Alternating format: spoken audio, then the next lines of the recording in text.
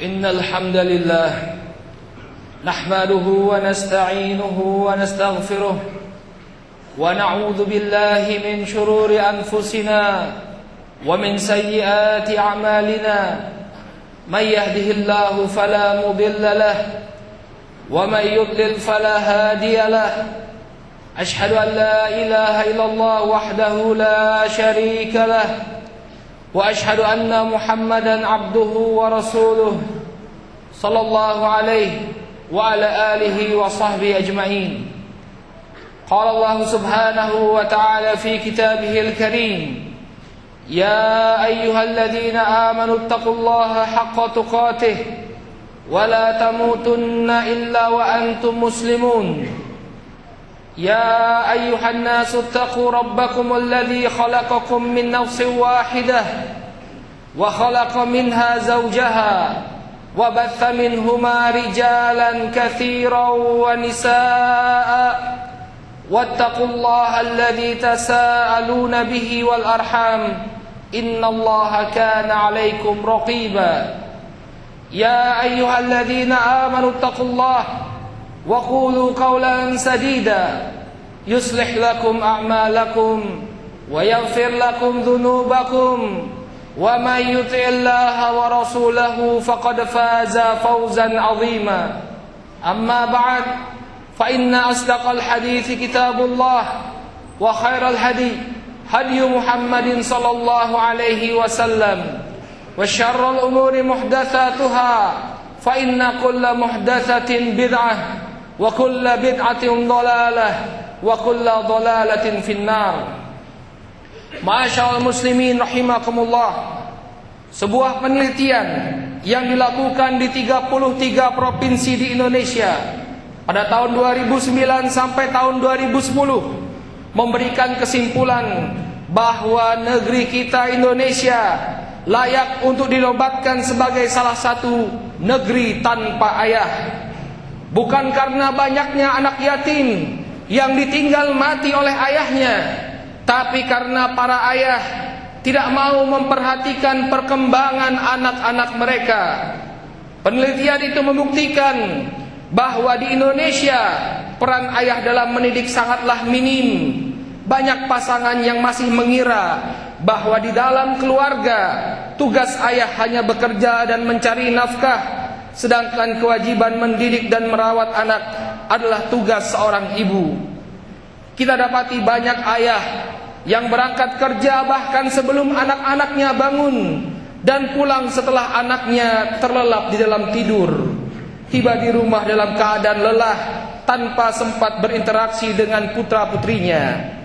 Kemalangan ini semakin ditambah dengan egoisme sang ayah di akhir pekan. Banyak ayah yang lebih memilih untuk menghabiskan waktu mereka di akhir pekan untuk mengurusi hobi dan berkumpul bersama rekan-rekannya daripada mengisinya bersama anak-anak. Ma'asyiral muslimin rahimakumullah. Beberapa penelitian menunjukkan bahwa pada anak laki-laki ketiadaan figur ayah akan menyebabkan anak laki-laki termotivasi melakukan perilaku negatif seperti merokok, mengkonsumsi minuman keras dan narkoba, menonton pornografi, terjerumus pada kenakalan remaja dan perilaku negatif lainnya. Sementara itu bagi anak perempuan, kosongnya figur ayah dalam hidupnya akan mendorong munculnya rasa tidak aman.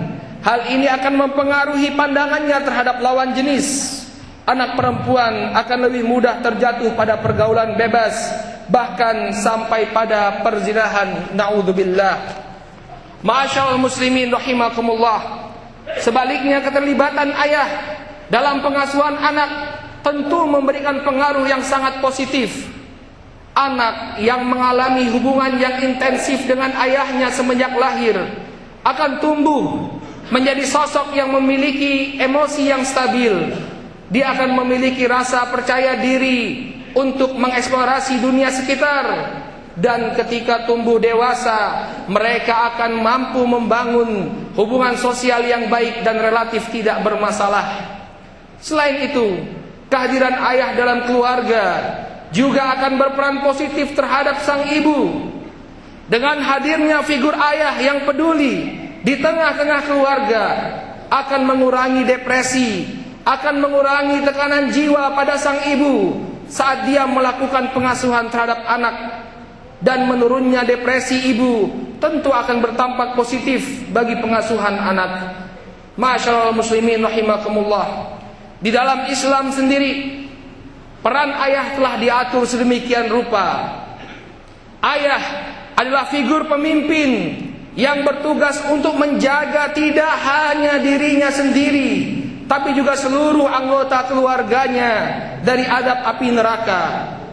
Allah Subhanahu wa taala berfirman, "Ya ayyuhalladzina amanu qu anfusakum wa ahlikum nara waquduhan nas wal hijarah." Wahai orang-orang yang beriman, peliharalah dirimu dan keluargamu dari api neraka yang bahan bakarnya adalah manusia dan batu. Ali bin Abi Thalib radhiyallahu taala anhu, beliau menafsirkan ayat ini dengan ucapan beliau, "Addibuhum wa'allimuhum." Jagalah keluargamu dari api neraka dengan mengajarkan ilmu dan adab kepada mereka. Demikian juga Abdullah ibn Abbas radhiyallahu taala anhuma, beliau mengatakan, "I'malu bi ta'atillah wattaqu ma'asiyallah wa muru ahlikum bidzikr yunjikumullahu minan nar." Kata Abdullah ibn Abbas radhiyallahu taala anhuma, jagalah dirimu dan keluargamu dari api neraka dengan melakukan ketaatan kepada Allah, dan jagalah dirimu dari kemaksiatan kepada Allah, dan perintahkanlah keluargamu untuk senantiasa mengingat Allah, maka niscaya Allah Azza wa Jal akan menyelamatkan dirimu dari neraka. Demikian juga Al-Imam Qatadah rahimahullah, ketika menafsirkan ayat ini beliau mengatakan, ya'muruhum bi ta'atillah wa yanhahum an ma'siyatillah wa ayyaquma 'alaihim bi amrillah wa ya'muruhum bihi wa yusa'idahum 'alaihi fa idza ra'aita lillahi ma'siyatan qada'tahum anha wa zajartahum anha. Kata Imam Qatadah rahimahullah, hendaknya seorang ayah memerintahkan mereka untuk bertakwa kepada Allah dan melarang mereka dari kemaksiatan kepada Allah Azza wa Jal. Demikian juga mengatur mereka dengan apa yang telah diperintahkan oleh Allah Subhanahu wa taala. Memerintahkan mereka untuk melaksanakan ketaatan kepada Allah dan membantu mereka agar mereka bisa melaksanakan perintah Allah. Maka hendaknya jika engkau melihat sebuah kemaksiatan yang merupakan larangan Allah, maka engkau harus menghentikan dan melarang keluargamu dari kemaksiatan itu. Ma'asyiral muslimin rahimakumullah. Dari tafsiran-tafsiran ini bisa kita simpulkan bahwa ayah hendaknya berperan aktif di dalam mendidik keluarganya, bukan hanya semata-mata pencari nafkah, tapi juga menjadi sosok pendidik di tengah-tengah keluarganya. Tugas mendidik anak pada dasarnya adalah tugas seorang ayah, bukan tugas sekolah, bukan tugas madrasah atau pondok pesantren. Institusi pendidikan pada hakikatnya hanya menjadi asisten yang membantu orang tua. Tugas utama mendidik anak tetap berada di pundak seorang ayah. Adalah tanggung jawab ayah untuk mengarahkan anak-anaknya agar mereka menjadi orang-orang yang saleh. Dan tentu saja hadirin rahimakumullah, seorang ayah akan dimintai pertanggungjawabannya kelak oleh Allah Subhanahu wa taala. Jangan dikira kepemimpinan kita sebagai seorang ayah di tengah-tengah keluarga kita tidak akan diminta pertanggungjawabannya oleh Allah. Bahkan kelak Allah Subhanahu wa taala pasti akan meminta pertanggungjawaban dari kita. Maka apa yang telah kita siapkan, apa yang telah kita lakukan untuk anak-anak kita.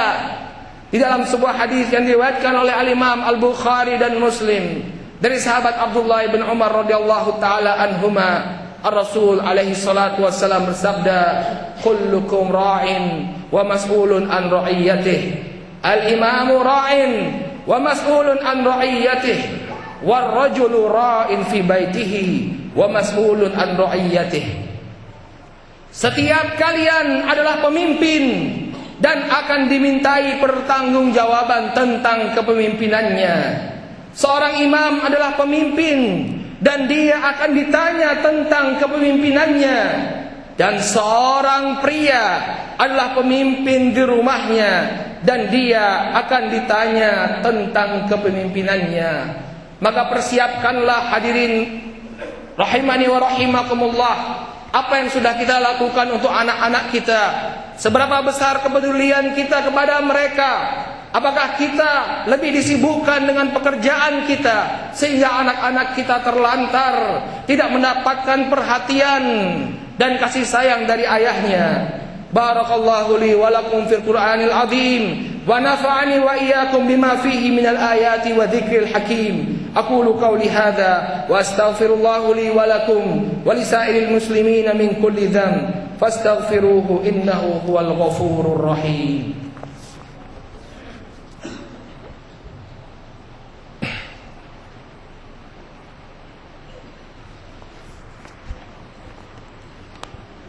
Alhamdulillah alladzi arsala rasulahu bil huda wa dinil haqq liyudhhirahu ala dini kullihi wa kafa billahi shahida. Ashhadu an la ilaha illallah wahdahu la syarika lah wa ashhadu anna Muhammadan abduhu wa rasuluh sallallahu alaihi wa ala alihi wa sahbihi ajmain. Ma'asyiral muslimin rahimakumullah. Apabila kita menelaah Al-Qur'an, maka kita akan dapati bahwa para nabi sangat perhatian terhadap keadaan anak-anak mereka. Mereka selalu berusaha mengajak anak-anak mereka kepada ketaatan, melarang mereka dari perbuatan mungkar, dan senantiasa mendoakan kebaikan kepada anak-anak mereka. Allah mengisahkan tentang keadaan Nabi Ismail alaihissalam. Wadhkur fil kitabi Ismail innahu kana sadiqal wa'd wa kana rasulan nabiyya wa kana ya'muru ahlahu bis salati waz zakah wa kana 'inda rabbih mardiyya. Dan ceritakanlah wahai Muhammad kepada mereka tentang kisah Ismail yang disebutkan di dalam Al-Qur'an. Sesungguhnya dia adalah seorang yang benar janjinya dan dia adalah seorang rasul dan nabi. Dan dia menyuruh keluarganya untuk menegakkan salat dan menunaikan zakat. Dan ia adalah seorang yang diridhoi di sisi Rabb-Nya. Ma'asyiral muslimin rahimakumullah. Di sini Allah memuji Nabi Ismail karena sesungguhnya dia adalah seorang pemimpin yang baik bagi keluarganya. Dia memerintahkan keluarganya untuk salat, kemudian menunaikan zakat, dan menyuruh mereka untuk mentaati Allah. Ma'asyiral muslimin rahimakumullah. Sesungguhnya kepemimpinan inilah yang diperintahkan Allah kepada nabinya. Tidak ada seorang nabi pun melainkan dia telah mencurahkan usahanya dalam mendidik anak-anaknya. Demikian juga kita bisa melihat penjagaan yang dilakukan oleh Nabi Yakub alaihissalam terhadap putra beliau Yusuf. Tatkala saudara-saudara Yusuf berkata kepada bapaknya, qalu ya abana ma laka la ta'manna ala Yusuf wa inna lahu lanasihun arsilhu ma'ana ghadan yarta' wa yal'ab wa inna lahu lahafizun. Saudara-saudara Yusuf berkata, wahai ayah kami, apa sebabnya engkau tidak memberikan kepercayaan kepada kami untuk menjaga Yusuf? Padahal sesungguhnya kami adalah orang-orang yang menginginkan kebaikan baginya. Biarkan dia pergi bersama kami besok pagi, agar dia dapat bersenang-senang dan bermain-main. Dan sungguh kami pasti menjaganya. Akan tetapi Nabi Yakub alaihissalam sebagai seorang ayah, sebagai seorang bapak, beliau mengkhawatirkan anaknya untuk pergi bersama orang yang mungkin tidak atau lalai menjaganya. Beliau mengatakan, qala inni la yahzununi an tadhhabu bih wa akhafu an ya'kulahu dhib wa antum anhu ghafilun. Maka berkatalah Yakub, sesungguhnya kepergianmu bersama Yusuf amat mengkhawatirkanku, dan aku takut kalau dia dimakan serigala dalam keadaan kalian lengah daripadanya. Jadi inilah seharusnya yang diperbuat oleh para ayah. Hendaknya mereka memperhatikan keadaan anak-anak mereka. Hendaknya mereka tidak membiarkan anak-anak mereka berada di jalan-jalan, di tempat-tempat maksiat, bergaul dengan sembarangan orang. Tapi yang wajib bagi para ayah adalah mengontrol anak-anak mereka, dengan siapa mereka berteman, di mana mereka bergaul, agar mereka tidak terjerumus pada perbuatan yang membahayakan dunia, apalagi akhirat mereka. Inilah teladan yang harusnya dicontoh oleh para ayah. Keteladanan yang muncul dari para nabi pilihan Allah, bukan keteladanan dari pola hidup barat yang rusak, di mana manusia hanya menjadikan materi sebagai standar baiknya kehidupan mereka. Wahai para ayah, kembalilah engkau ke rumah. Habiskanlah lebih banyak waktumu bersama putra-putrimu. Mereka tak hanya butuh nafkah dari pekerjaanmu, tapi mereka juga butuh perhatian dan kasih sayangmu. Wahai ayah, kembalilah engkau ke rumah. Peluklah dan ciumlah anak-anakmu. Ajak mereka bicara tentang keseharian mereka. Tanyakan apa yang menjadi cita-cita mereka, sehingga engkau bisa ikut berperan meraihnya. Wahai ayah, kembalilah engkau